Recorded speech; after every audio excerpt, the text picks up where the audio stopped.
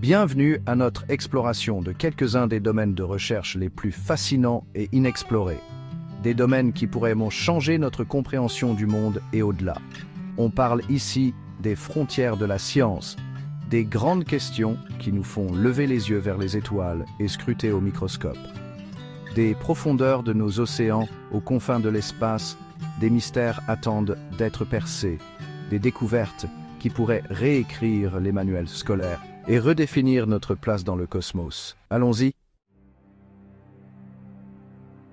Imaginez un endroit sur Terre si profond, si sombre, que la lumière du soleil n'y est qu'un lointain souvenir. Au fond des fosses océaniques les plus profondes, sous des pressions qui écraseraient un sous-marin comme une canette, la vie trouve un chemin. On parle de créatures adaptées à l'obscurité éternelle, prospérant grâce à des cheminées hydrothermales qui crachent de l'eau surchauffée et des produits chimiques provenant du noyau terrestre. Ce ne sont pas des poissons ordinaires. On parle de vers tubicoles géants, de crustacés aveugles et de méduses bioluminescentes, tous faisant partie d'un écosystème que nous commençons à peine à comprendre. Quels secrets ces organismes détiennent-ils sur les origines de la vie elle-même ?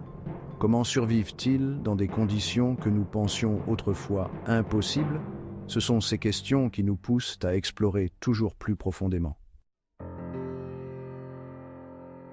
Passons maintenant du fond des océans à l'espace entre nos oreilles.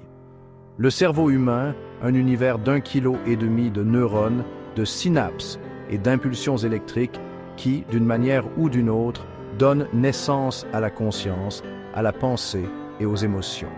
C'est la structure la plus complexe de l'univers connu, et pourtant, nous essayons encore de comprendre comment elle fonctionne. Les nouvelles techniques d'imagerie et les interfaces cerveau-ordinateur nous offrent un aperçu sans précédent de ce cosmos intérieur, mais les grandes questions demeurent. Qu'est-ce que la conscience et comment apparaît-elle ? Pouvons-nous libérer tout le potentiel de l'esprit humain ? Ce sont ces questions qui animent les neuroscientifiques, les philosophes, et peut-être même certains d'entre vous qui nous regardent aujourd'hui.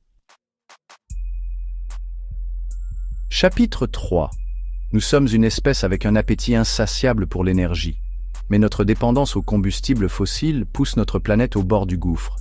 La bonne nouvelle, c'est que l'univers regorge d'énergie. Il suffit de savoir où chercher et comment l'exploiter.